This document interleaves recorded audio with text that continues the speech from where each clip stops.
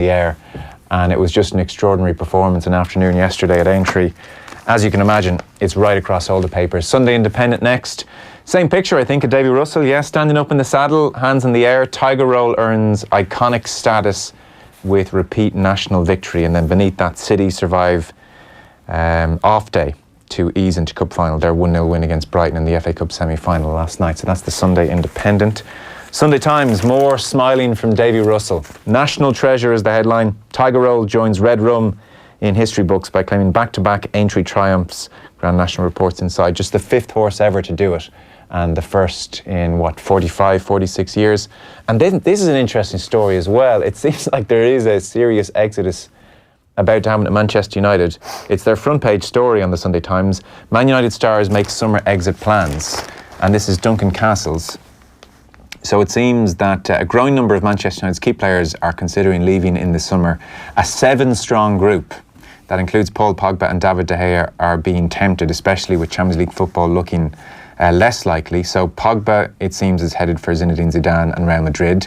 De Gea has been targeted by Madrid as well as PSG and Juventus. He's unhappy that they won't make him their highest paid player. So De Gea is free to sign a pre-contract with all of those suitors in 9 months' time. Next January, he's free to sign a contract elsewhere at the age of 28. Lukaku, it seems, is very open about his future, is the quote from the agent there. United are going to lose Ander Herrera. He's agreed a deal with PSG. Juan Mata is out of contract at the end of the season and seems to be going to Barcelona. And Eric Bailly is unhappy with his playing time, while finally Alexis Sanchez understood to regret his January 2018 decision to move to Old Trafford rather than Man City. So there you go. Over to you, Ole Gunnar Solskjaer. The Sun go with nuts. Houghton hits the roof at Kyle's VAR escape for headbutt yesterday, and then you'll see in the top right corner Old Rum 2, and it's Davy Russell again looking very happy. Back page of the Star.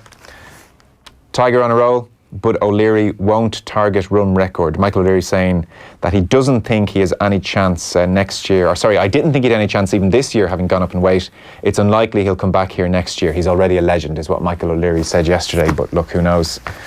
And then Sunday Mirror, Milan go all Poch. It seems AC Milan are hunting down Pochettino. Again, a picture of David Russell in the corner. And then finally, the Sunday World, Davy Russell lifting the trophy and a picture of him on Tiger Roll. Tiger roars. And then Rice to riches. Some good news for Manchester United fans. Declan Rice very much on their to-do list this summer. So they are your back pages. We have Kieran Shannon with us from the Irish Examiner, whose interviews I'm sure you read, and who works as sports psychologist, high-performance coach with various teams, and Colm Keys across all things GAA for the Irish Independent as well. Gents, you're both very welcome. Thanks, Joe. I've just realised I forgot the other. These days, actually, the last month you need to show news sections as well on this slot. So this is on the Sunday Times. It's the only one I'm going to show you. FAI refuses to say Delaney will face loan probe. The Sunday Times yesterday got in touch with the FAI to double check that John Delaney will attend the Oireachtas committee this Wednesday, and a spokesperson for the FAI said delegates would be confirmed tomorrow. Until then, we have no further comment to make, is on the front page of the Sunday Times. We'll come back to that in a moment.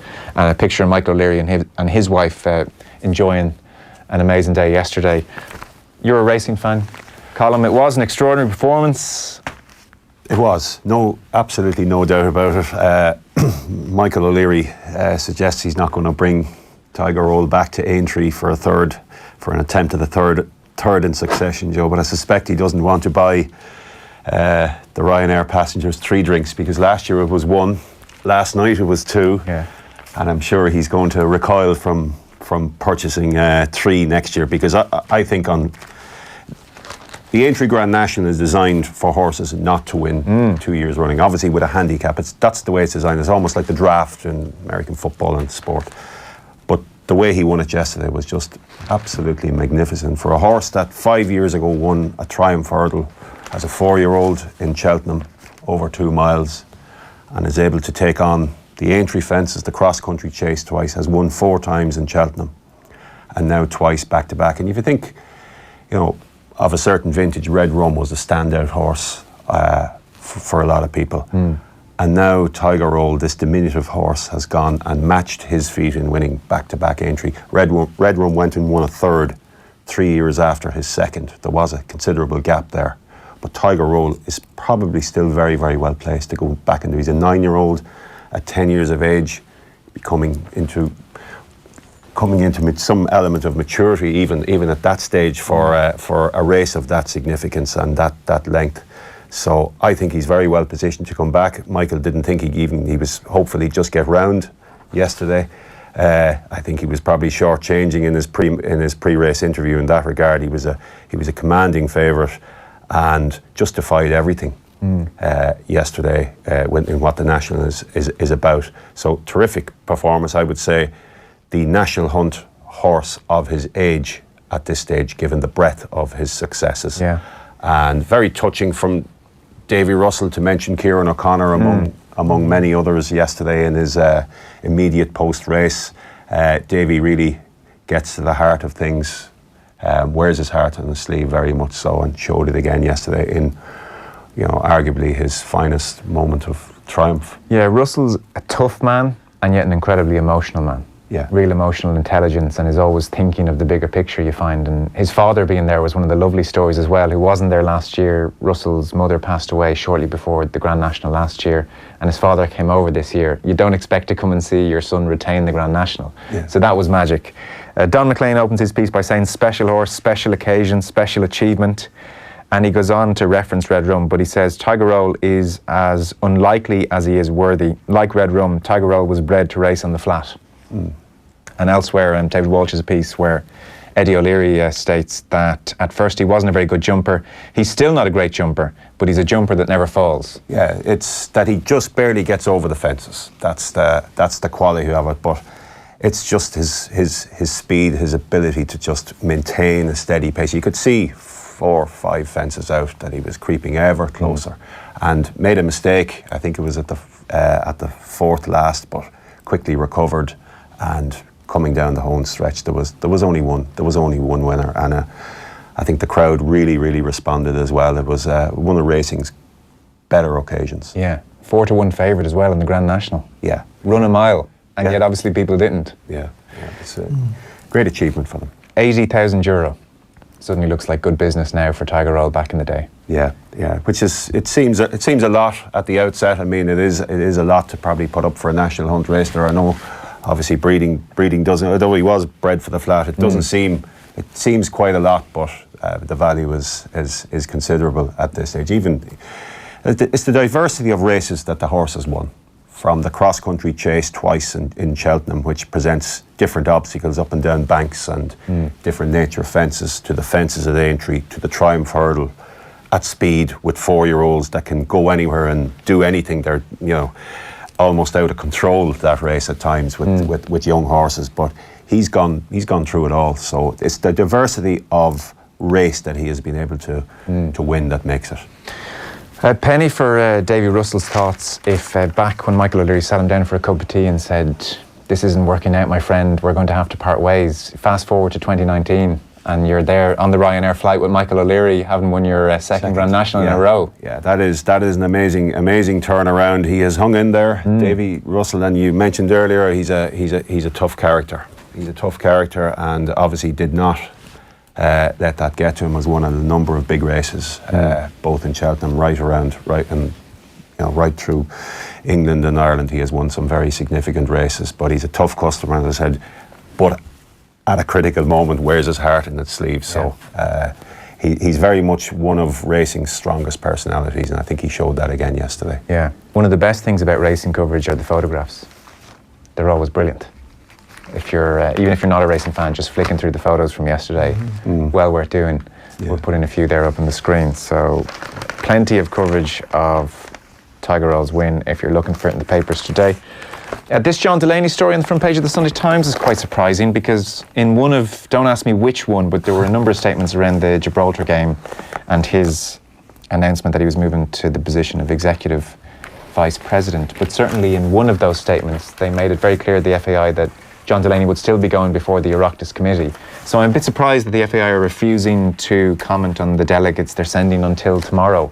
Why make this a front page story? If they had simply said, yes, John Delaney will be there. I don't think that'll be front page news, but it's this refusal almost to comment on it, which is another little chink in the optics war that they're pretty much losing quite badly at the moment. You would have to wonder, where the inquiry, the source of the inquiry, where did it come from? Because obviously I think it's the 4th successive weekend now that they have been able to lead with this story. So I would imagine that it may be something to do with that. I would be very surprised at this stage if John Delaney did not go into that meeting on Wednesday and face the committee. Very, very surprised. I think it would be maybe the most significant moment in it. I don't think there would be any future for him if he refused to go in, or if he didn't go in for whatever reason. Yeah, I'd be very surprised if he didn't. I would be very surprised. I think he will. Did either of you keep an eye on John Tracy's performance? And Kieran Mulvey. 4 or 5 hours, yeah. So it was very revealing. Obviously comes up in the papers today. Anything grabbing your eye in the papers? Well, just speaking of the Oireachtas inquiry during the week, Tommy Conlon had a fresh take on it, which was that in the Sunday Indo, that what he took from it was just actually how well the rest of Irish sport is performing in terms of its governance, and how the various national governing bodies have got their act together. And it would be pretty aligned from my own observations of both the rest of Irish sport and, let's say, its relationship with Sport Ireland and its various arms, along with and how out of kilter the FAI are with it. And that was the big thing he took from it, was like he says that it's like even the behaviour he was talking, and the overall culture in Irish sport, how different it is that the FAI is becoming increasingly isolated in an environment which is gravitating towards best practice and higher standards. And the obvious parallel is the actual, as he puts it, the artist formerly known as the Olympic Council, and how it's modernised over the last couple of years. And you can tell from John Tracy's, I suppose, exasperation. I mean, Shane McGrath in the Mail today talks about how it was about, you know, the late correspondence that was going back and forth. But you know, on Wednesday came the most brazen act of resistance when Sports Ireland chief John Tracy revealed the board of the FAI had written to his organisation, and that it would only be, the loan would only be explained until a review within the FAI, or let's say commissioned by the FAI. And it's a bit like the police investigating the police. That's in terms of credibility. And he says it was a rather brass-necked definition of sport. It was rather brass-necked defiance of Sport Ireland, the body charged with administrating sport in this country and ensuring that any taxpayers' money spent by bodies is accounted for properly. So there'll be fireworks. It was nearly like just a precursor setting it up. What wasn't one of the things established on Wednesday was that the money appropriated by the Sports Council was reaching the programmes. Yeah. That was one of the things. John Tracy said that in his opening statement. Yeah. That the taxpayers' money, which is ring-fenced for They're certain very programmes, happy that that's exactly spent where it's meant to be spent. Yeah. I'm sure Mazars will argue they'll do a full and thorough review, as they absolutely will. Shane McGrath remarks on it in his piece, and several people have as well, that it is surprising maybe that an external review is needed to get to the bottom of why the CEO gave the FAI a loan. Surely they're aware of the situation and they could provide that information.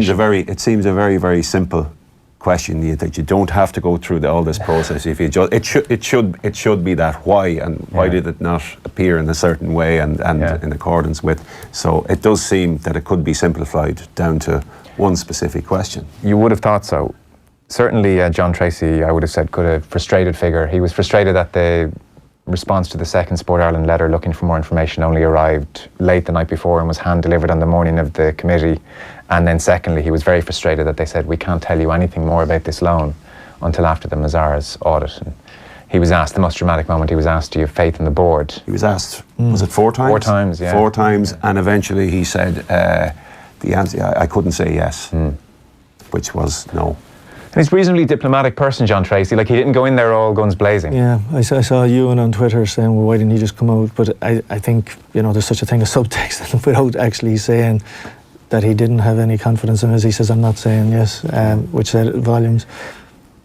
The really interesting question ahead of Wednesday is if the FAI representatives turn up, including John Delaney, and their answer to any question about the loan is, well, we have to await the finding from the Mazars review, that's going to be greeted with a lot of frustration, I would think. I mean, they will be told in no uncertain terms that's unacceptable. I would think so too, and I think this will be an eagerly, obviously it's eagerly awaited and watched interview, and I think they will stick to that line, and I think there'll be stalemate and angry and, as you said, frustrated stalemate, because I think they're trying to kick this further down the road, obviously with this Mazars report that's going to take place, but I don't see how they will give an answer before that, because I think they're obviously trying to buy a bit of time on it. Yeah.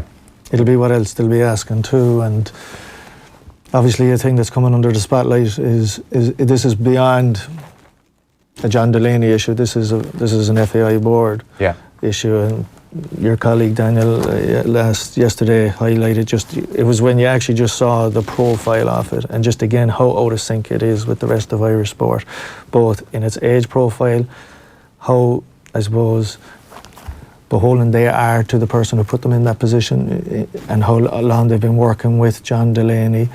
And also just like, even just on the way up, I was listening again to the Stand podcast with Dunphy, was interviewing Mark Tighe, who obviously with the Sunday Times, who broke this story, and they were just making the point about looking at who the honorary treasurer of the FAI is a retired Garda, as opposed to the equivalent in the IRFU is Tom Grace, not just a former player, but also someone who has worked in the financial services for PwC. And the query you just would have is that, like, just the sheer groupthink that you'd have to think goes on with the FAI, and how just the need for fresh blood, that whatever your take on John Delaney has been, that he's had a good run with it. I mean, when you look at his predecessors, only had a couple of years in the job, and you could say under circumstances that weren't any more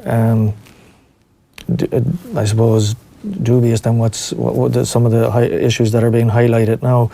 It just is a body that you think that is screaming for an overhaul, and although that there's good things done by the FAI, I'd agree with the thrust of what Tommy Conlon was saying, which is that it's always struck me as just it's managed in a culture that is more, I suppose, let alone pre-Saipan or pre-Athens, the 0204, like Irish sport, and we'll probably be coming to Gary Keegan later with how Irish boxing and then the Institute and Sport Ireland really upped its game as the noughties went on, whereas the FAI is not high performing, and as Gary Keegan says, high performance is something you're either half pregnant, you can't be half pregnant on, and you just get the sense that the FAI, there's a lot of people who are grateful for the service that he's given, but you'd have to say at the moment that nobody should be bigger than an organisation, and you have that situation at the moment. Abroad, obviously, in terms of UEFA, he's highly rated and highly thought of there, and obviously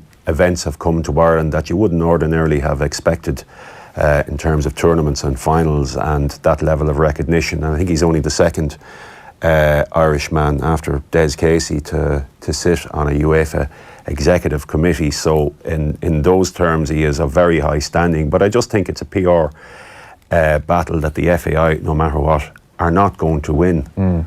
And there will be a cloud there, and there is a cloud there, rightly or wrongly, and whatever the pros and cons for it are, there is a cloud there. And 14 years is a long, as Kieran, as you said, it's a long, long time to be chief executive of any organisation or company. CEOs don't really last that long. They come in and they affect change and do things their way, and they move on. And I think probably the lesson of the Olympic Council of Ireland is there to look back on as well as a gauge. But I think he obviously has done some good, and there was quite an outpouring, whether orchestrated or not, I don't know, during the week from district boards and whatever else, and he has that UEFA standing.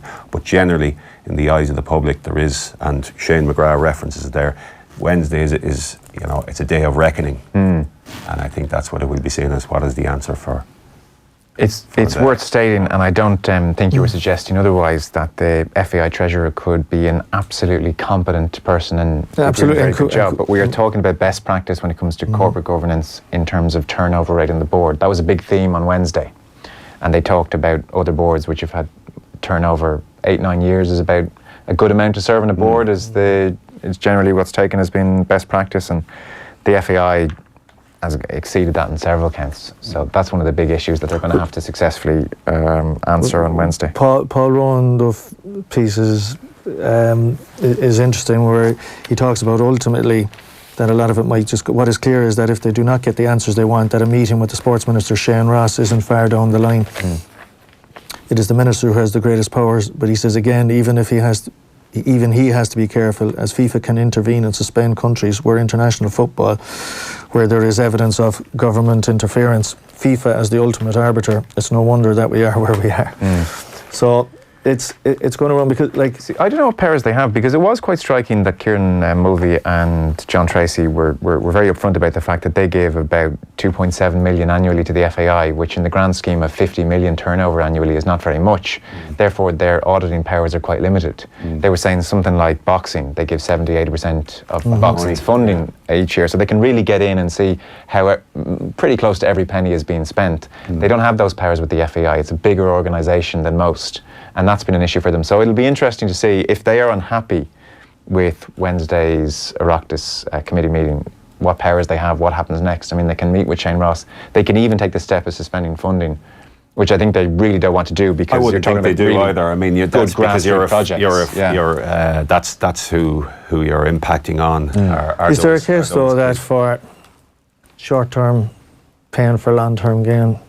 There is a case, and that ultimately that, you know, we're talking about here and early, like, think of the children, but if you think in the long term it's best for their sport, like Sport Ireland have had to go hard on sport, like actually one of his John Delaney's predecessors would have been Bernard O'Byrne, who knows in Basketball Ireland, a sport that was basically blacklisted, or was the naughty child in the Irish sports community for a considerable period of time. There was no international team for 5 or 6 years because the finances that where the finances of the sport was, and it didn't have income from Sport Ireland at the time.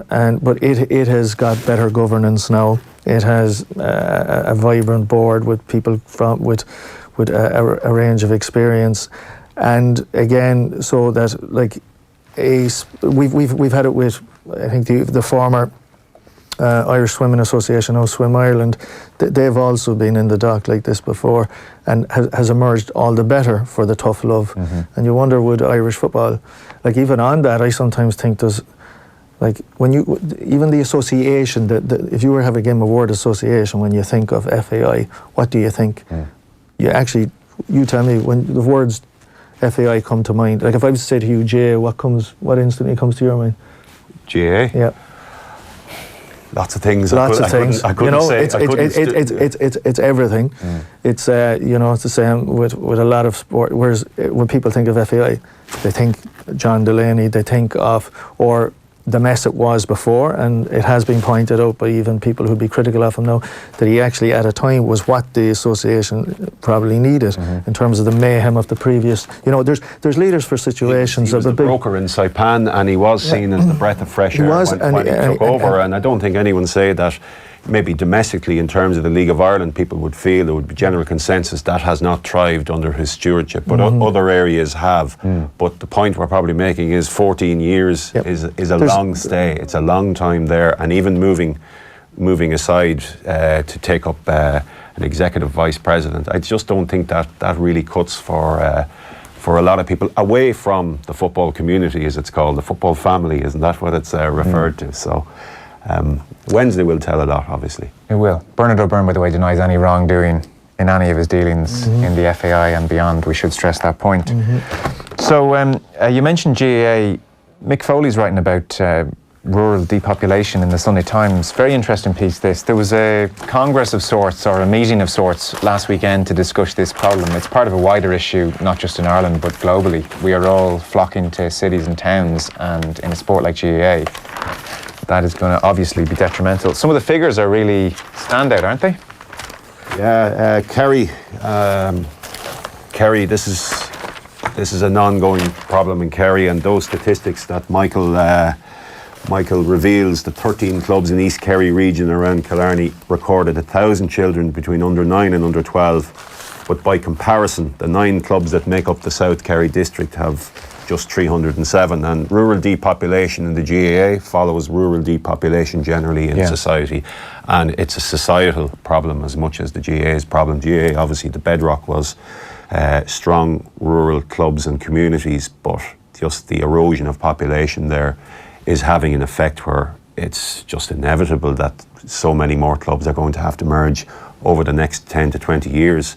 And he mentions Mayo, Kerry and Donegal as 3 of the counties in the piece. Ironically, at county level, there are probably 3 counties that have positioned themselves very, very well for a very strong next decade in terms of the players that they have been able to produce.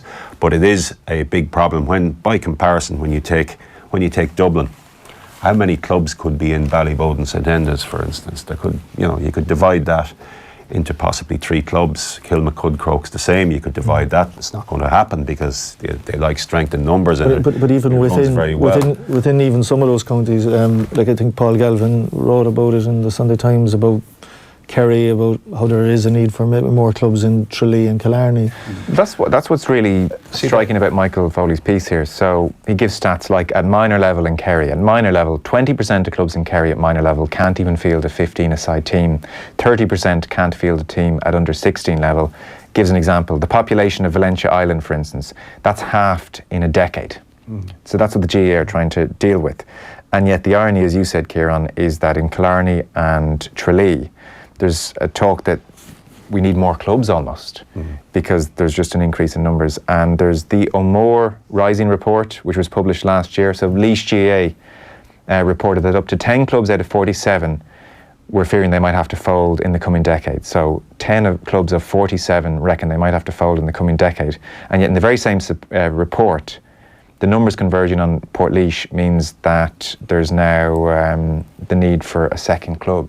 There is a second club. There is a second club on the outskirts of Portlaoise, but it's essentially one of the few one-club towns, if you like to go. There is a second club there, but they don't produce as much. Maybe Portlaoise are a giant club in terms of a provincial town. But Castleknock branched off from St Bridget's, effectively Castleknock, Blanchardstown area. St Bridget's that would have their hinterland, and they're a hugely successful club now. It just shows you the success of a new club in an area like Castleknock. Obviously hard for Bridget's to let go and watch it happen. They obviously want to mind their own patch in that regard. But Castleknock got to a Dublin semi-final a couple of years back. And built a new clubhouse recently, and it's great. Yeah, and they've produced Kieran Kilkenny and among many others in the future. So the success of Castleknock just shows, well, what detriment in the area. Bridget's are still a very, very strong senior club in Dublin.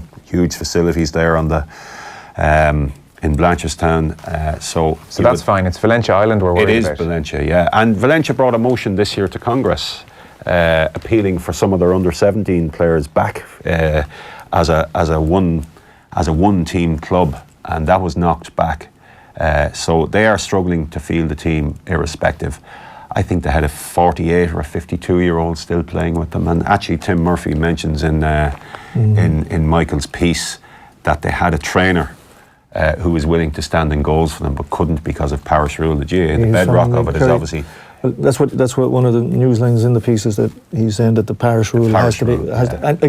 But parish rule has its effects. What is parish has rule? its advantages. What is it's parish where it's basically within a parish, a club has first claim and really only claim to a player that lives within the boundaries of that parish, and in many areas it's strictly observed. Obviously not in a town, because a town is one parish, and if there's a couple of clubs there, they can move in between. But parish rule is restricting. Is now restrictive to smaller clubs, while it's there to protect them, and there's good reasons for it, in that their best players in a small club don't just leave to go to a bigger club for more success.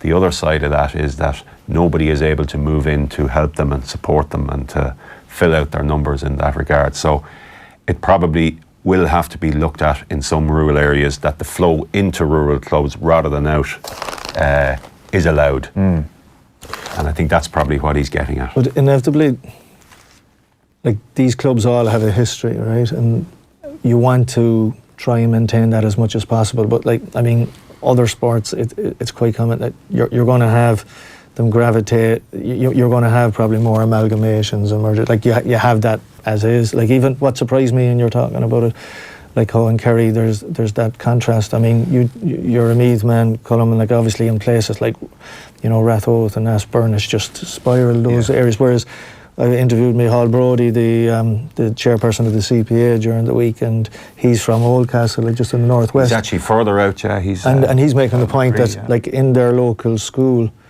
there's only 2 boys in one of the local primary classes, you know, like whereas, you know, what they had a team that did well at Fela because there were 7 boys, so that was good, and you know they're playing the game and they're bouncing off each other. But and I think the club that they have to merge with underage had nobody in no boy in the local primary in the new intake there. So as you said outside, like rural depopulation is a fact of the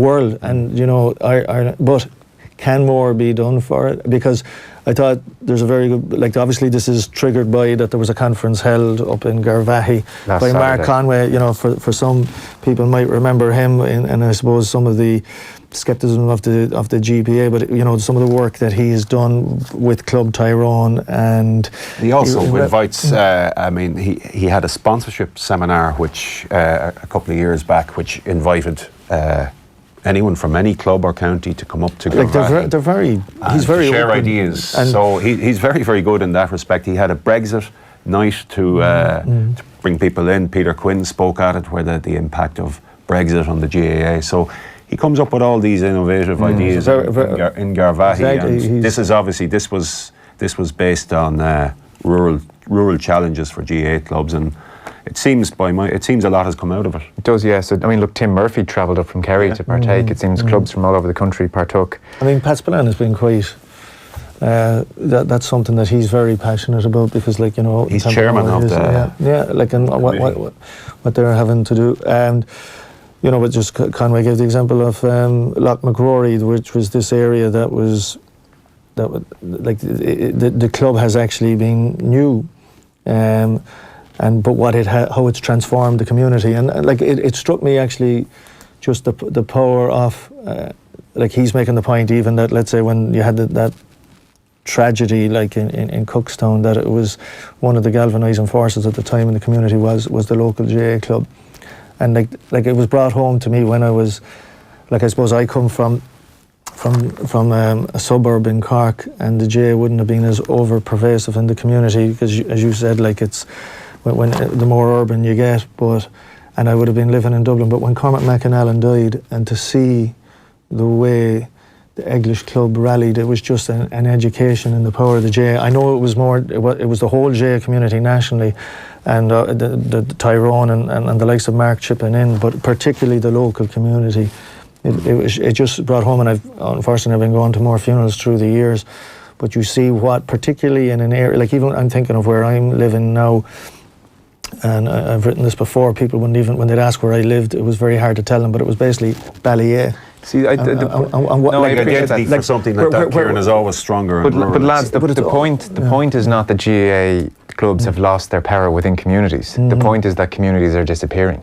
GAA clubs are doing fine in the communities. Like, look at this stat from of the 2016 Mayo minor team. This was Liam Moffat. He was saying of the 2016 Mayo minor team, 86% of those players left the county. It's always been the way in Mayo, either for work or education. One time you did have Board Namona, ESB and other industries, but there's nothing like that now. And I don't know what the GAA can do. But it follows with the post offices have vanished, the Garda stations have vanished, the schools, pupils are being moved further away to amalgamate schools. It is a societal thing. It's totally, but it shines through in the. It's going to affect the GAA massively, but it's all very well. And it's something that the previous Director General, Pádraig Duffy, regularly highlighted in his annual report, that it was the biggest issue facing the GAA, away from all the all what we like to make bigger deals of. He was consistently saying that this was the biggest challenge the GA are going to have in the next decade. And they are trying, in fairness. They've started a new online tool that's been used by the GA, the Central Statistics Office, Department of Education. It allows clubs and counties to register numbers and upload a load of data. There's a pilot scheme in Kerry, Tyrone, Westmeath, Roscommon. They're hoping to roll out the service everywhere next year. And Colm Cummins, who's with the GA, is quoted as saying it's the first step. It'll give clubs and counties hard data. And look, that a first step is very admirable, but the hard data. But it's only just collating statistics that are there anyway. Does it put boots in the ground? It won't, and it probably can't. And clubs are going to suffer in what they have known for many, many years as single entities. Probably is not going to happen, and that's as I said at the outset, it's a societal thing. Unless the parish rule is relaxed one direction that allows players from towns to go out to country clubs, and that'd be a big thing for town clubs too, who would like to protect their own. Big and all as they are, they still like to protect their own. Yeah. Unless over the next 10, 20, 30 years we're all able to work from home more and people want to get out and live back in small communities again, and they're able to do Valencia that. actually have a scheme to that effect where they linked up with a company in Kildare who were agreeable to allowing a technology company in Kildare agreeable to allowing their employees to work from Valencia if they wanted to move down for a different quality of life, and a number of them took up that offer. No doubt, and are now based down in Kerry working for a company out of Kildare. So from that point of view, it is happening. Maybe it will continue in that vein, but it's still an uphill struggle. No, it sure is. Could you do your job living in the country? Do regular, it's we can do it. We can do it. That's how I ended up there. You could work from remote, but not everyone has that luxury. But as it is, like it's clubs that are like the amount of players who are commuting, or like Micheál Brodie talked about in his own time when he was living in Dublin, and that commute, like. That is what has kept a lot of, like even Mullinlaghta, the amount of players that are away came from England but it's just like Liam made the point about the amount of Mayo players that were playing in the Dublin county final, and involved, that they're not coming back, like their children are going to be in the Dublin area. So it said that as much as the J has been the clue, it's more than the J. Whether the J makes more representation, to government. I mean, they were talking about how difficult it is to get, planning permission in some rural areas. That's what it can do. But what it has to, the games have to be provided to people who want to play them. It's just that you're going to probably just see more amalgamations. And I see it in Clare where some clubs that are amalgamating by coming together, they're far more competitive. Like Fecal. Have had to amalgamate, like that would be the club of Lucknan and Tommy Guilfoyle, and they've been very competitive at under 21 level by amalgamating with the local club, whereas by themselves they might only be mid-cut playing in the B Championship. So there can be a potential upside if it's handled right, but but it's an issue that's going to it was a worthy conference to call. Yeah, it's a great idea. You mentioned Micheál Brodie there. He's in the Sunday Independent with Dermot Crowe. You wanted to talk about that? You were chatting to him during the week. Like what's interesting about it is because the CPA was, like my intro was, they haven't gone away, because they were formed 2.5 years ago, and they you'd have to ask what's really happened, but it seems like things could be on the verge of happening, in that the GA and particularly President John Horan and Central Council are about to basically establish a committee to look at, I suppose, fixing the fixtures as such, or reviewing inter-county championship structures. It's just a case of what will be the makeup of that committee. The CPA have been told that they'll have representation on it. I suppose it'll just be interesting as to, will it be external, I suppose, people with a certain expertise that will be looking at, I suppose, would be off the J, but not with, let's say, an administrator. Will they, the makeup, will there be, let's say, a former county manager who can speak would have that perspective going into it, or will it be just, a provincial council chairman, or the makeup of the committee will be of interest. But there seems to be a realisation, and Brodie referenced it both in the piece with Dermot Crowe today in the Sindo and the interview I had with him during the week, that he thinks that John Horan and Tom Ryan understand both the significance of this, and then there's an urgency to this as well, because he's making the point that it's increasingly happening where, you know, they're getting letters from 28-year-olds who are just about to get engaged and saying, look, I need to know what's happening now, because I'm not going to be playing the game at 30. There's a lot of people. It's grand to say, oh, this will be drip, drip, drip. How many players will we lose? Because, you know, they reference the amount of turnover, 75% turnover from 19 to 24-year-olds, and a lot of it is because they don't have a proper programme of games, and a lot of that is because of just how the competitions inter-county, like you have in their own right competitions, like the Munster Hurling Championship has been magnificent. The Super 8s has a case for it then in July, but what it has is squeezed out. Like obviously the Cork motion was big news during the week, and like up until 2 years ago, although it was far from ideal, there were Cork Championship matches played in months like June and July. That is impossible now because of the format. I probably have said this before, but the fixtures issue in the GAA is like the health service. The more you throw at it, the bigger the problems seem to totally increase. agree. I mean, when you look at the last few years, the Super 8s have been added. The Munster and Leinster round robins have been added. It's almost like putting petrol on the fire to increase the number of inter-county games. And when you restructure all the other hurling competitions, there's about 28 more inter-county games within a more condensed period of time. And while that has given time further out in September and on obviously into October, it's created a window of opportunity for a lot of counties. There just isn't room for any inter-county or any club fixtures between May and June. Now, I do note that Kilkenny are going to play a round of club fixtures, championship matches, after they play Carlow in the first match in Leinster on a Tuesday and a Wednesday night midweek early. So that's a development from their point of view, because they didn't play any through those months, but they have a 2-week break or a 3-week break, the way it falls them, so they're putting in club fixtures. They were really annoyed last year. The clubs in Kilkenny were really annoyed that they didn't get to play. But the committee you're talking about that's going to look at this from a broad brush view, they're going to have to make some very, very hard decisions, because the time is not there to cater for everyone as it is. You cannot fit it all together. You have dual counties, dual clubs. There's just too much going on. You're trying to protect the third level competitions. Provinces will want to keep the preliminary pre-season competitions as a run-in to stop teams from playing challenges, and just to regulate it a little bit at that time of year. There's just too much going on, and by adding all those games with Super 8s, and they've just increased. The problems have increased. So unless some really hard decisions about competitions and the structure and the order of them are made, then it's really back to the health service. You're only.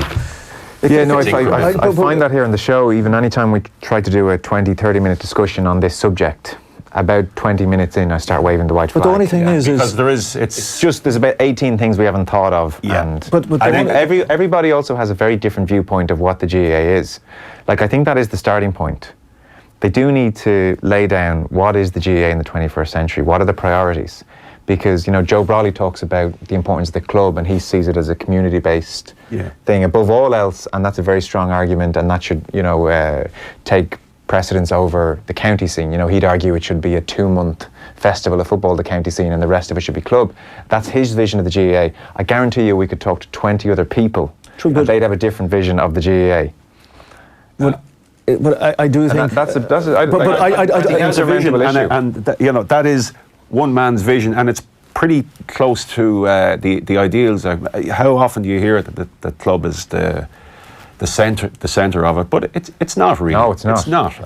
It's not. Intercounty is the shop window. But they are symbiotic, because the best recruiting policy for the clubs to go down is let's say the county being competitive or having a visibility or being relevant. And like I know you can throw up and be exasperated, and that's how it has led to where we are. But as Brodie made the point, like with a bit of imagination, this can happen. Like, I mean, you'll have to. Some competitions will have to be, as he said, you're looking to benefit club, county players, because there is sometimes in some of the assumptions people make that the county player has to play for every game for everybody, and that's flogging them. You know, they're not going to be playing at 27, 28 if they're expected to. Like, what you're basically saying is a club player can only have half the programme that a county player does. No, like, there has to be an acceptance that the county player isn't going to be able to play, let's say, in every game for the club. You should be able to play every championship game for the club, and I suppose, you know, Cork touched on that. But with a bit of imagination, as Brodie said, like, let's say you're looking, like, I often think, like, let's say if you had it, let's say January and most of February is just left to the colleges. Do you know, I just can't go down this route. We're not doing this because we'll be here all day. But Brodie made the point, like, and I'd agree, like, you could go. There's cases for, even if you, with a bit of planning, you could have midweek games which could free up players to play. You could play a midweek game with your county. Sorry, okay, but for midweek I don't games, go down, Kieran, but midweek games aren't fair for midweek games. Players, yeah. But if it was one game, I can't play a midweek game. No, you're saying that, but these guys get to training.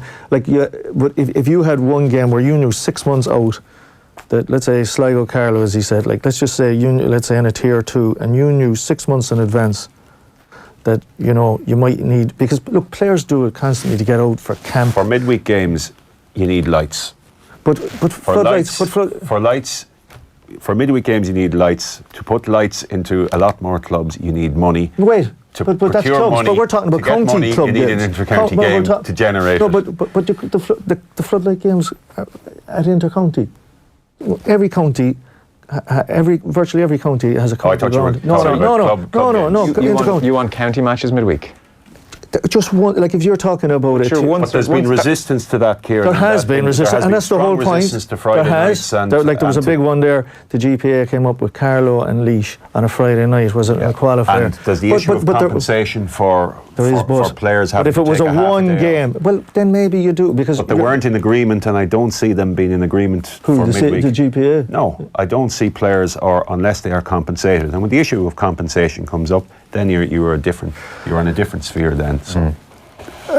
Straight away, Kieran Shannon's bright ideas shot down. But that's just one small example, and it's not a crazy idea at all. But you just see immediately, like you're saying, that for every solution, someone will come up with another problem, and that relates to fixtures, and that relates to conversations that we have probably had here before about it, where you just go around, and unless really hard decisions about the structure of the championship and league is taken, where less games are taken, more games are taken off the table rather than added to, and or unless inter-county, unless it's scaled down, the inter-county, I still think there's going to exist. Exactly. Unless inter-county is scaled down, then frankly, club and county, it's not compatible. And if inter-county is scaled down, there will be financial repercussions for clubs. That's a fact. That, you know, there's a large-scale infrastructural problem for the GAA coming down the tracks, in that they are going to need, you know, better facilities right across. And I know we've been talking about rural population, but that's the playing numbers are still there at entry level for kids. And with the merger of the ladies Gaelic football and camogie, there's going to be more bodies around clubs. Where did they put them? How did they fund that? And those revenue streams. And it's unpalatable thing to say in the club county divide, but money is going to be required, and where does it come from? And if it's an inter-county scale, then it shouldn't be the priority. I know that, but it is. It's a reality. It is a reality. Yeah. But we've got to pause for a second. So if you're listening here in News Talk, then the Everton Arsenal match is on the way in just a moment's time. We're taking a short ad break, and then Nathan Murphy and Kevin Gurban will pick it up from Goodison. We're going to continue the paper review here on Facebook Live and Twitter and Periscope, wherever many of you are watching it. We've got the Masters to talk about. Paul Kimmage is very interesting, 2-page spread. Gary Keegan profile is very good as well. We'll come to a few other bits and pieces in just a moment. But from a News Talk point of view, if you want to catch the Everton match, then just stay tuned. And if you want to stick with the papers, you'll get us on all our social channels in just 1 second. So we're good to continue here on Facebook? We are? Okay, we're still here. Just 1 point, lads. I'm getting the News Talk feed in my ears. If you can take that down. Can you take that down, yeah? Thanks. I'm getting a Bobby Kerr promo. Right, we're still live here on Facebook, so yeah, final thoughts. You told me you were not going to drag us down. A championship restructuring thing. If anyone still was listening on News Talk, I should have said. Well, I think there's like Micheál Clifford has a good. I think with a bit of imagination, you could have a system that allows for all parties being happy. Like Micheál Clifford has a good piece about how close the games in the league tend to be compared to the championship. You know, it is screaming out for. I've written this extensively myself, where you flip the league to you know. So you have the provincial. You nearly have a provincial league in months like February and March, and then you have championship, and you only need 12, 13 weeks for inter-county, for you know we're a county team and you know you get rid of the unnecessary pre-season competitions, and there can be, if you manage it right, you have to decide whether it's going to be split club county or can you stagger games. Because you take in the rugby, Joe Schmidt had let you take Munster and Leinster, game 6 of the European Cup. 2 weeks later, they're in Six Nations. So Joe Schmidt has only 2 weeks now. I know he has them every day, but like because what you have now at the moment with clubs at this. Can I interrupt for a moment there? Yeah. Just for a moment. I just think that is verging on irrelevant. Those are professional players. No, but Joe Schmidt. No, but what you have at the moment. Wait a second. No, hang on. Joe Schmidt knows they're being trained properly, that they've got the best S&C, that they're being looked after, that their minutes are being moderated to the nth degree, that he has a big say in how much they're doing, their workload, what they're working on. He has regular meetings with them. Okay, that is completely different to a county manager sitting here and seeing all his players at different clubs, different quality coaches, different quality S&C, different demands, and some of them will arrive in battered, some of them will arrive in undercooked. Then your 2 week lead-in is an absolute nightmare. For Joe Schmidt, it's a very different situation. You have to concede that. There's no comparison with maybe 12 clubs across the county. But at the moment, Johan van Gran with a few Munster and Leinster players. Do you know what I mean? Like that's a massive. No. Like this week or in over the next few weeks, inter-county players will play games with their clubs, but midweek they will train with the counties. By and large, they won't all be. Some exceptions, yeah. Dublin being an exception. There in the last couple of years, Dublin have taken 4 or 5 weeks off because they can. Yeah. They're going to breeze through a Leinster Championship, and they're seeking a different peak. Whereas other counties in Leinster are required on May 12 or May whenever to go. So they need some of these weeks to But like the reality is, a lot of them are going to be with their clubs at the moment too. So the damage is being done as sorts. But like, so it's a case of whether you do you decide that you split that the first 6 months are with the county and then it's with the club, or do you stagger it in? Like you take Kilkenny, like you're on about it there, but Cody has let them off to the club in between, you know, particularly under the old format it was. So look, that's the whole point. But what we want to stop is that we're not talking about this again in 3 to 5 years' time, and it is having dropouts. So that it seems like they're about to grasp the nettle, and that this committee has been established, and that we'll get.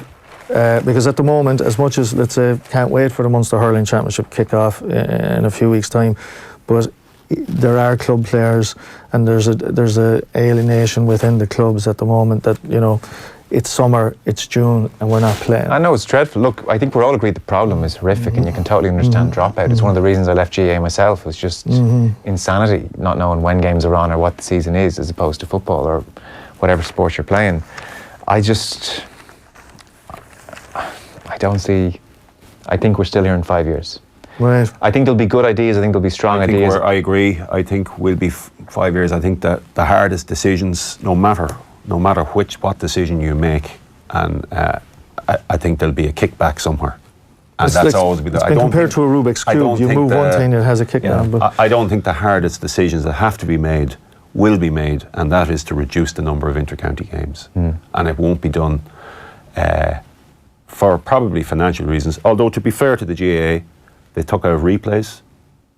By and large, with the addition of extra time, there's not as many replays. They were big money spinners. So, you know, you cannot say that it is all about revenue, but I think there's consciousness about the inter-county window being big enough to for others to come into via a different route rather than a club. Colm, would you like to see the inter-county season reduced? When you think to the year just gone where the sport disappeared from the national consciousness in a way across September, when it used to have it, was that good for the game? I think it's something you could get used to. I think September, difficult as it was in that respect, I think it's something to get used to. I think it probably has to be done to allow more time for clubs to finish, not have blitzes in October like they had in Donegal one year, because obviously the players were. And it led to Carl Lacey was never really right after that. 4 games in 24 days. But the only thing is, so that's a sacrifice that had to be made. It's not the right word, sacrifice, but that's a hard decision that was taken replays off. So a lot has been done to measure this up in a lot better way, and it is better now. Even though you would say it's not, it is actually better, because now a lot of clubs do actually know within when we might be playing. It's just that there's this large gap from April to July for most clubs that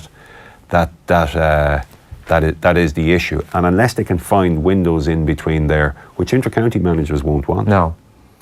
So the games are coming, for me, the inter-county games are probably coming too thick and fast.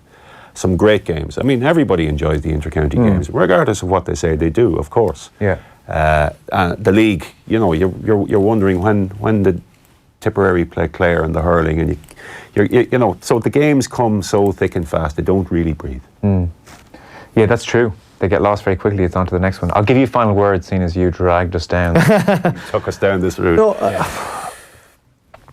well, it's like it was. Dermot was talking about the CPA. Like it is one of those ones where they want to be redundant in the next year, and if something doesn't change, they are essentially redundant. And but what they want to be is redundant, having something haven't changed. And I still just think that that, as you said, like, we can't be having these conversations in 5 years' time. You'd be pessimistic, but I just think that it can be worked out. Like, that's a valid point, what you're talking about. And as you said, I've worked with various teams, and I've seen some counties be too honest to their own fault in club players or county players being flogged. Like, even I'm looking at in Clare at the moment, which is a dual county, and there's players who are dual, and they're expected to play hurling one day, football the next day. Now, there's good management by certain clubs, but a young fella could be exploited to play Saturday, Sunday, and then he's a county man. And I think it does. And April, we're talking about this because it's April, and it's a fudge, right? Or it's no man's land, and so that we won't be talking about this, Joe, in a few years' time. We'll hope that there's that committee that will talk about it, because there is that disgruntlement. And as much as there's some great competitions, some competitions you wonder are past their. Like, I don't know if people are really looking forward to a lot of the football provincial championships the way that they maybe would have in previous years. So, yeah, look, we've spoken about it long enough. Hopefully we won't be talking about it in a few years' time, but we might be.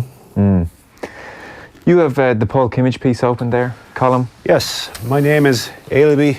I have been kicked out of Tully United for 2 years now. It's a story about the Rafter family from County Clare, who are in dispute with their local soccer club over allegations of verbal abuse from a coach that were investigated. And the point and the story, as Paul threads it, is that it wasn't investigated properly and it didn't follow guidelines and procedures. And it's probably quite similar to a piece that he did, was it last year or the year before, with Athenry G8 Club. So true, it is very, very similar. It goes through the whole process step by step, very, very detailed. I think for me, the crunch is the last few paragraphs, because you look at it and you say, well, there's a lot in that, and you say, well, what's it about? Because you sort of have to live these cases and try and put yourself and to follow them, and a lot of people may not be familiar with the processes and some of the terms and all of that. But look, he obviously sets it out very, very well. And in the last, say, 6 or 7 paragraphs, he gets to it from my point of view. but you're not listening right, because some people may trail off this. They may trail off this, but you're not listening right. You stopped reading after the second paragraph. You thought, why are they publishing this? A coach swore at some kids. It happens all over the country. Why this coach? Why this club? What's the big deal? The big deal is that kids matter. What we say to them matters. What they say to us matters. The kid, in other words, the kid at the centre of this, the kid matters. His sister Ailaby matters. Their parents matter. And he also says they're there to protect the kids, but they're there to protect the guidelines he's talking about here. They're there to protect the coach and Dennis Corrie too, who is the children's welfare officer, who was involved in investigating this at the outset. So it's quite detailed. It reaches a conclusion in that guidelines weren't followed as per instruction, but it's left open. You wonder why this matter, and in reading it, I would have thought straight away, why wasn't it sorted out at the very outset? It looked to me in reading this now, as I say, I haven't fully grasped it, but it looked to me that it was something that could have been sorted out at the outset with an understanding, and it looked like it probably could have been at one stage, but it developed into written complaints and got tangled up into the process. And Paul's point probably is that the processes aren't really fit for purpose. What struck you about it, Kieran?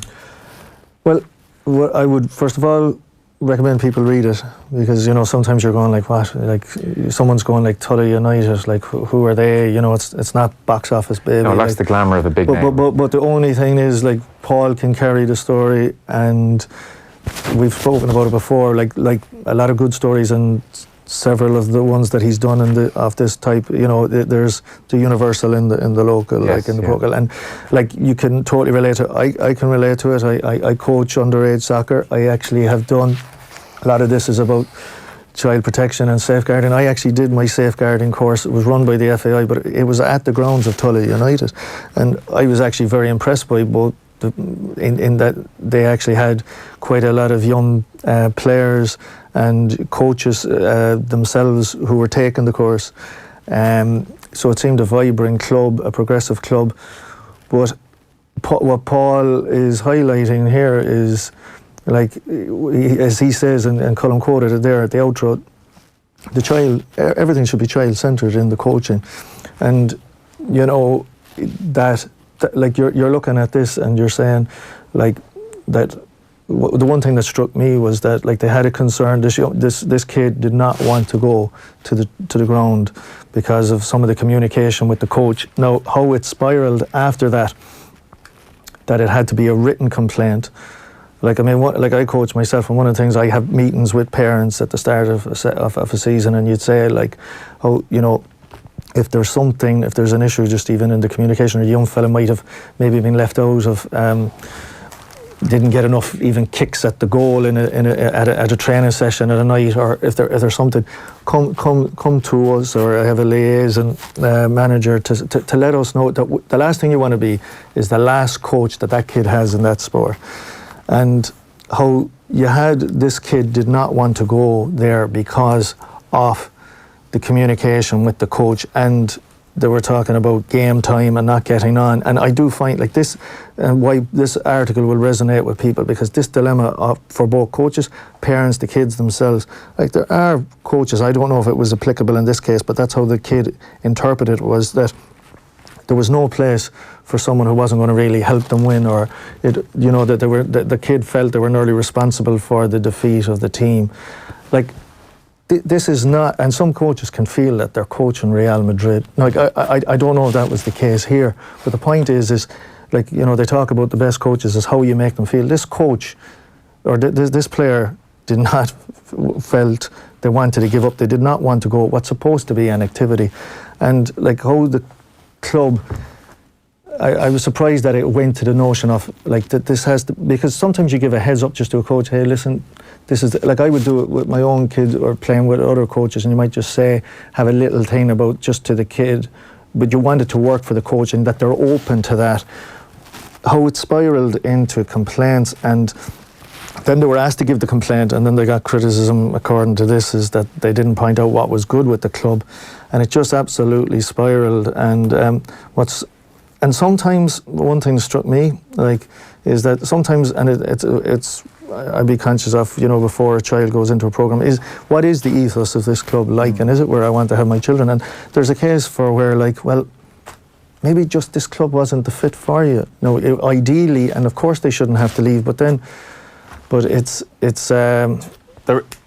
there's probably a balance to be struck between being competitive and giving everyone a fair shake, and I would have found that being involved with a team as well, you'd be so conscious of those players behind you and what sort of game time can we give while trying to maintain a competitive edge, because at the end of the day, kids playing games like adults, they want to win as well, and it's to strike that balance between giving the game time and being competitive, and that's the reality of it. Yeah, they want to win.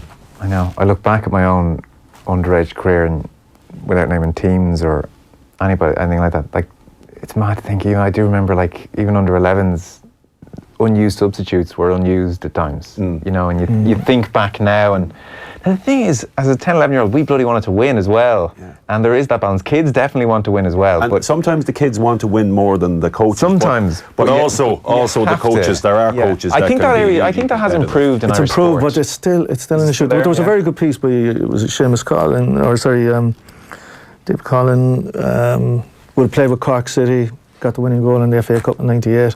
So it was Derek Collin was a very good soccer player, but his father would have been on the '73 Cork team, and how he was one of his mentors. And Joe Kavanagh would have done a couple of good pieces in the lead up to, was it playing Schlockneil in the semi-final last year, about the Nemo ethos. Yeah. And Derek Collin was on about this frustration, I wanted to win, and he said, well, Johnny's been going to training every session as well. Like, he's entitled to a game as well. And Nemo are willing to actually, for the irony for them, what they find is that they're about winning when it really counts at 17, 18. Yeah. And they've had so many late developers. And what the late developer is the early leaver if you don't have the right ethos. And it's as you said, it's a difficult balance to get for coaches. But the one thing I would say is whatever they get about playing time, like, the less you play them, the more you coach them, the more you make them feel involved in the session. And that kid, that's how they interpret it, and that's a reality. And it seems to be that it just ended up being this absolutely, everything had to be, and then as Paul alludes to, that there wasn't a consistency in certain things being documented, and like that there just didn't seem to be an actual, like, I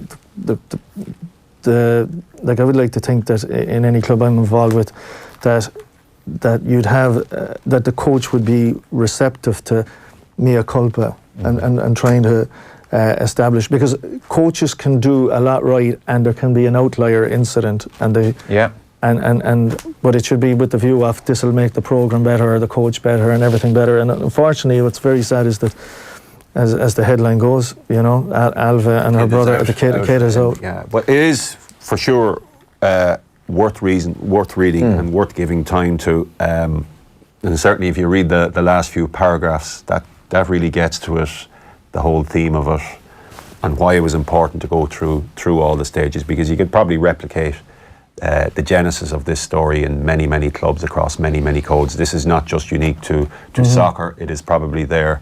Last year's one was similar with hurling, wasn't it? Hurling, yeah. Well, put it this way, I suspect he can look forward to lots of correspondence from lots of different people all around the country over the next 2 weeks. Well, that's how that article obviously came about. Of course, you see that, and someone else, that's going to prompt someone else. So obviously the Sunday Independent have to be conscious not to work these in too often either. Yeah. But this was obviously a case that struck a chord, because, you know, I think the handwritten letter to John Delaney that Aileeby Rafter sent, age 12, stating the case of her brother, and that probably struck a chord.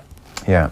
It should be said that we don't hear from the coach in this piece. And we hear from Dennis Corrie, who has an exchange with Paul Kimmage towards the end, and certainly they are of the opinion that things were handled in a correct manner, which obviously the parents of the child at the centre of the case dispute. So, as Paul says at one stage at the end, before he gets the summary that you read out, Colm, He writes, he said, she said, he said, she said, he said, she said. And that is the tone. That is he's it. always, That is and that's, it. that's why they're so difficult to get to the root cause conflicting of. views to find judgment in all of these cases. And obviously there's honourable people within this club, and there's a family earnestly telling their story. Yeah. And to come down in judgment either way, unless you're really, really living the case, and unless you're there, No, to it's really not our place to do appreciate that. it. No, it's not our of place to course do not. that. But I think you can. It's definitely not our place to do that, and we're not doing that. But you definitely can say it is such a pity when what seems like a relatively minor incident in the context of where it's arrived at now takes up several years of their life. That would have struck you from the outset in reading the piece to say, just can you come back here and stress of it, and just bring the it back hassle. to here and let's see. Yeah, okay. Well, that's page 2 and 3. It's well worth the read. It's very hard to get everything across because it's very detailed. But I'm sure you'll check it out online or in the paper today over the next couple of days. There's a profile piece of Gary Keegan before we finish up in the Masters. That is in the Sunday Times. He's somebody who's been mentioned, actually, I presume. I'm not going to presume anything, but he's a name which has been floating around as a potential CEO of the FAI. And here he is. There's a profile piece. Dennis Walsh is writing about Gary Keegan. There's no real quotes from Keegan. It's very much a profile piece. It's a profile. He keeps a low. He does. I mean, there's a picture of him here, and when you read the piece and then you reflect on, he should have a Superman cape on him, because it seems from reading this, and it brings it all together, is he is the man with the Midas touch. Even Jim Gavin gives testimony to him at the very outset. A profound impact on Dublin GAA. Profound impact. So he has been working away in the background. He was obviously a couple of years with the Cork Hurlers, and they were successful. They made quite a leap when you consider where they were in 2016. You know, there's testimony from Luke O'Farrell as to how he helped to change his game and brought him renewed focus on all of that. And he remembers going for a couple of balls. Actually, he says that a couple of balls that he went against Waterford. I did a shocking thing with the first 2 balls, but I remember I got an important point towards the end of that. I knew I wouldn't have got it if it wasn't for him. So that's pretty strong testimony. Where people would have first heard of Gary Keegan would have been the work he did with the Boxers. In 2003, he wrote the first high-performance plan, and then for the next 5-6 years, he put that in place, and the results were obvious. And that's where suddenly Gary Keegan's name, from a public point of view, where we first kind of heard of him. And with the work then with the Institute, where the Institute has come on since, because they saw what he did with the Boxer. So, and going back to what we were saying earlier, it's just about how Irish sport, both its governance, but also just the whole high performancers. Gary likes to talk about, use that term space a lot, but I mean, he has hugely driven. So he has influenced sports from rowing to Paralympic sport. Even his successor with the Institute, Liam Harbison, would have dealt with him quite a lot. They were among the first sports to grasp what the Institute was planning. Is Gary the origin of the use of the word peace in interviews? Yeah, he uses it so often. So, I think I counted it 23 times. You listen to interviews now, and you hear the word peace, the hunger piece, the humility piece, skills piece, and all these pieces, and space. So we can attribute that to him. But what he's done with that piece is down in my estimation. But no, he's a very good operator, and it's a good profile, because he has gone to ground. There's a reference to Annalise Murphy and the work he did. So he's that was interesting, the Annalise Murphy point. Do you want to mention it to people? So he gave us some advice. And what probably struck me was the advice he gave. He broke down a year before Rio, but one of the things that struck me, the contact continues. So this is obviously in relation to Annalise Murphy and Rory Fitzpatrick, sailing's high performance manager, and Keegan supported and challenged them. One of his suggestions was that Fitzpatrick and Murphy should get into the boxing ring, sometimes against each other.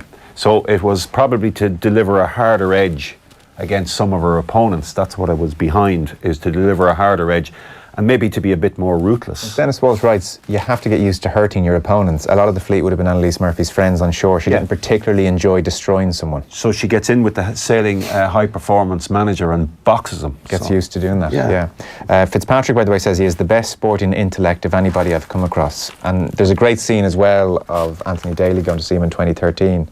Yeah. Along with, was it Richie Stakelum? Richie Stakelum, and the sweat came out. The sweat was coming down, Rory. Richie Stakelum was back when they came outside and sat in the car.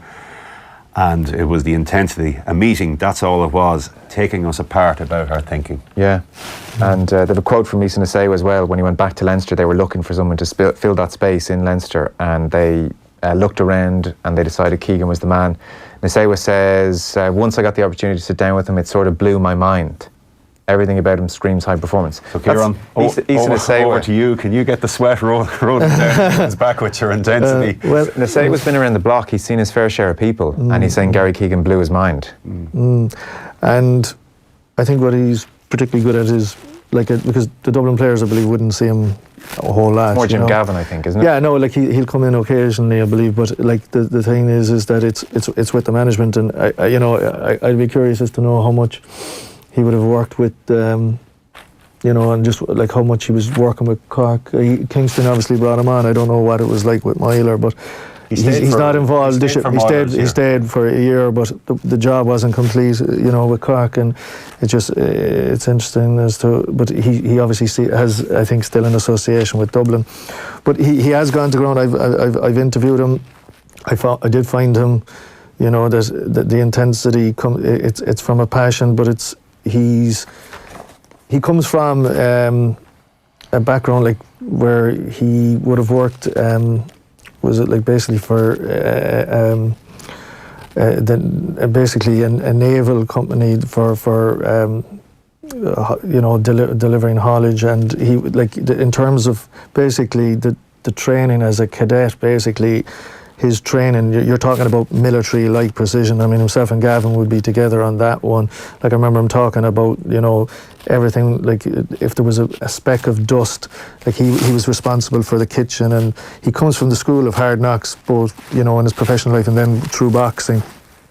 But just brings a precision to detail that I know that's a cliche in itself now, but it particularly, that's what the boxers did. And yet he brought a belief too that we're good enough to do it. He's presented at Croke Park before. Yes, they had to bring in Azor Antia, but they knew Billy Walsh wasn't world class yet, but that he could be. And between them and what the program that they revamped, and as I said, that's rolled into other programs in Irish sport, which is why it was in the institute. And going back to where we started with, the Tommy Conlon argument about how the FAI would be seen to be just out of kilter with the rest of Irish sport where it's going. I see Kieran Cunningham floating that he'd be because there is a vacancy for the chief executive of the FAI. And I'd say he would also be, because that's high performance. FAI, going back to what we're talking about, is a participation sport too. But I think he could merge that piece too. So, as Niall Quinn succinctly put it, he would not go near. No, he wouldn't go under the circumstances. No, but that's exactly why he's needed. So he's still contributing to Irish sport, even though he's stepped down as director of the institute. Yes, he's got his own consultancy firm at the moment, by the way, if you're wondering. Uppercut. So, just to finish off then, there's obviously Masters previews in various pages. It all kicks off on Thursday. McIlroy's a big story, Woods is a big story, you've Dermot Gilleese writing about it, you've got Paul McGinley in the Sunday Times previewing it, you've got, David Walsh in the Sunday Times, actually more of a feature on Augusta. They had an amateur event there, a women's amateur event last night at Augusta, the first time, which is one small step, I suppose, forward for a club which has been very slow in a whole host of areas, not least female members, and when it comes to the area of racial diversity as well. And David Walsh says, golf is joining other sports and dragging itself out of the dark ages, but discrimination against women has not gone away. There can be no hiding place for crude, outdated attitudes, and golf is moving slower than most sports. Karen Crouse, he quotes, says they could extend an invitation to the women's reigning major champions to compete alongside men in the Masters Part 3. I mean, maybe that feels a bit gimmicky to me. I think they should just have a proper professional tournament at Augusta. But the timing, and the timing of it. It wasn't ideal. See, the women's first major is on the TV at the moment. The ANA Inspiration, the ANA Inspiration. The names of the women's majors, by the way, they need to sort out. They've sold them off to sponsors, and they're just terrible names. They need to do something about that, I think. It's on in Mission Hills at the moment, but Generally, the top 6 amateurs are invited to play in the majors, and obviously the amateurs were playing at this tournament in Augusta, so 4 of those opted to not play at Augusta and to play the LPGA event. It is a major, so even the timing of it wasn't ideal. Like, I mean, you're putting this historical event in some respects on the same week as the first major of the year, but it's a small step forward. But I don't think anybody should be getting in too big a hurry to congratulate Augusta on how they're moving with the times, you know. As Walsh writes at one point, Augusta didn't have a men-only rule, but in its 70-year existence, to the point of bringing in Condoleezza Rice and others, there hadn't been one female member. So it was, he quotes the Roy Keane response when a goalkeeper teammate once told him how hard he and his fellow goalkeepers worked in training. We know where that's a reference to. Obviously, do you expect me to pat you on the back for that? Said Keane. Yeah. It's probably what your reference. Bit of that. I actually enjoyed Dermot Gillese's nostalgic trip back to the 1989 Masters, which surprised me in that it was his first. I would have thought he might have been travelling there for a few years beforehand, but obviously Irish papers would only have really started sending when the explosion of I don't think Rafferty even played in that, but the explosion of European winners in the Masters in the 80s, Sandy Lyle and Woosen and Faldo won that one, didn't he? 89. Faldo won 89. And the other thing that jumped out at me was he mentions it's Rory McIlroy's 11th Masters. Yeah. And this is basically, like, was it 2011? He was in a winning position. Yeah. So, like, he had only 2 prior to that. And he was in a winning position last year. We would have felt going into the last round too. Paul McGinley does have an interesting piece, and even hearing him talk after he won the Players' Championship, how he seems to be, I suppose, more selective and disciplined in his thinking. Like, one of the things that struck me as amazing was how he was following social media for comments, and I think he was watching, was it Ulster Rugby, and there was people who were going to win the Masters, but he's talked about how he was reading up so much on himself, good and bad, and like I think LeBron James actually is an example of someone who around that period of time too admitted that he allowed his brain to be fried and was distracted, and allowed it, I suppose, inform his own self-image of himself, like, if on various things, and he just came to a view of switching off. Now, LeBron doesn't have to worry about it this year because he didn't make the playoffs, but when the playoffs, he actually calls a 0 dark 30. He switches off social media and just goes into an area, and that doesn't mean that all he's thinking about is his sport. It's about reading different things and having different activities, but not, in other words, no outside distractions are going to infiltrate my mind on what I think of myself. Whereas, like, McGinley references how Brad Faxon's has got him to work about less being concerned about what the critics think. So obviously it got to him a bit before, and I think he spoke at that Players' Championship before too about how he allowed bad defeats affect his mood so much that it was his whole identity was being a golfer, whereas he's been able to separate himself he's actually been able to play freer as a result. And okay, he had a setback at the match play against Tiger, but it was probably a blip. There has been a serious consistency about him this year, so we always say it, but he's in a strong position going in for this one. Well, McGinley says it's his best chance he's had for the past 4 or 5 years to complete the Grand Slam, and he was almost business-like when he won the Players. There was no big celebration. It was almost like a march off, job done, high five, and out he goes. So he's tied 5th last year, but as you said, Colm was in the final group. He missed that eagle put on the second and just seemed to go to pieces. So it was as bad a 5th place finish as you can imagine. 7th in 2017. He was 4th in 2015. Form over the last 5 years in the Masters, he's been top 10. Well, the course is made for him. Yeah. From a driving perspective. Loves that big draw. He'll continue to contend there. Yeah. It's just whether for some horrible reason he doesn't get it done. I mean, it's happened. Like, you look at Greg Norman's career. Maybe he should get Yuri Geller. Well, we can put him in touch with Yuri Geller, no problem. We can do that. McGinley does make an audacious enough point, I suppose. It's not contentious, but if McIlroy was to stop and think about it, if he wins at Augusta and he completes the Grand Slam, suddenly it's him and Saracen and Hogan and Gary Player and Nicholas and Woods, and that is it in the history of this game. And he says it does 2 things. One, it separates him from every other player of this era.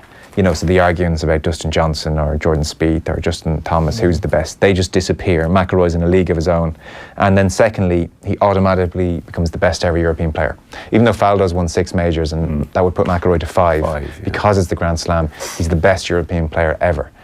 So that's a lot to think about. You don't want to focus overly on that. He won't be thinking like that. It's all he's asked about. Golf is so obsessed. It's been the same way for the last 3-4 years. That's been the same question for the last 3 or 4 years, irrespective. So until he goes, obviously, and goes and does it, we're still going to be discussing. But I would think, might have said it last year, this feels like his best chance. Yeah, absolutely really agree. Yeah, the consistency has been like you'd almost be shocked if he's not at least in the top 5. And I think if he wins this, he could add another one, possibly Portrush in the summer. It's like Mickelson, maybe isn't it? Maybe another PGA. I think it will trigger another couple in quick succession. I think it will go like that once he gets past this current block, because there is a bit of a block there since his last one, and that has to play on his mind. But I do feel when he gets it done, it'll create something else. I mean, it's just a theory and obviously can be blown out of the water, but increasingly, the way he played last year in the final round where he was nervous from the first tee and put his first tee shot away right, and then his shoulders dropped when he missed the second and the eagle putt. I do wonder if McIlroy with the Masters is going to have to almost win this thing on a Saturday and play virtuoso golf and be 6, 7, 8 shots clear, and then just be able to coast home on the Sunday. Now, I could be completely wrong. I'd love to see him fight it out and win it in the back 9 on a Sunday, but he hasn't played his best stuff. Or he could come like Quail Hollow. Come from behind. Deep, Come from so far off where it's gone on him, and that weight of expectation and pressure leaves him, and suddenly he's clawing back. Because obviously on the back 9 in Augusta, it can travel like that. Yeah, like obviously that happened in 2011, but then wasn't he ahead going into the US Open the next tournament? He was so far ahead. So like he has won from all those scenarios that we just mentioned, coming from behind, from a front charging. But is he less likely to win in a tight finish? Yeah, well, that's up to how he's seeing things, but I think he's got to be ready for any of those. And he's in a different place this year. Yeah. That'll give you the real hope. He's absolutely in a different place. He's never been this consistent. He's just been top 10 all the way. It's been outrageous play, really. Anything else you want to point people to that we didn't have time to get to, or is that about it? That was about it. We got through the whole an hour and 20 minutes without discussing Mayo. Last week, a lot of pieces. Yeah, actually, that was. I thought it was telling, or a bit odd last week. And the Sunday Independent has quite a bit about it today, but last week there wasn't. There was very little on it. You wouldn't have known Kerry and Mayo were playing. I think it took a lot of people by surprise, the impact that it had when the green and red of Mayo started blaring and the fans stayed on. Because in the morning I was kind of thinking, look, it's just a league final, it's not that big a deal. But then when you saw the reaction, it just seemed to be more impactful than certainly I had thought beforehand, and maybe a lot of the Sunday papers. Yeah, I mean, they've had the green and red Mayo playing, but without the cup, it's been at semi-final. I think the second last team to beat Dublin, and I think it was playing out that day. But no, just with the cup, and that the players enjoyed that moment. And, they've had a really good league, and they've obviously have to go through Galway. It was the one team they lost in the league, and obviously then there's Dublin. But everything else they did in this league, they started, because we're on about consistency, like Mayo's consistency during the league, particularly over the last 3 or 4 years, have been very erratic, but in this campaign, I think they beat Cavan at home. The last time they played Cavan at home in the league, they lost. They beat them this time. Monaghan was the same. Roscommon. So they won those games, and they have a very good track record against Kerry. And to follow, Kerry didn't have as much to play for when the game was in Tralee. I just wonder for this team, Kieran, is it more a question of not winning a national final, more that it's more beating Dublin? Oh yeah, well, I wrote as much. I think more so. No, I don't agree. think a national final is as much the issue as beating Dublin, because they went up to Dublin to play them in the league this year. Yeah. And they were at arm's length. And that would be my concern. No, I agree with you. In the long term, that they still have not figured out a way to beat Dublin, or in recent times Galway. So ironically, they win a national title, the league, and got so much good out of it, and so much go forward, and critically, new players coming through. But that Dublin question, and even now that Galway question, is there in the background. I think Eamon Sweeney referenced it there, that the 2017 final was probably the best game of football ever. It was incredible, and they made a huge contribution to it. But I remember being on Morning Ireland the morning after it, they had us on, and one of the things, like I made that point, like people talk about September. I mean, it's just that matchup, because it has happened in the league as well, and as you say, it happened again this year. But they have then, you know, that was only 3 months into 4-2.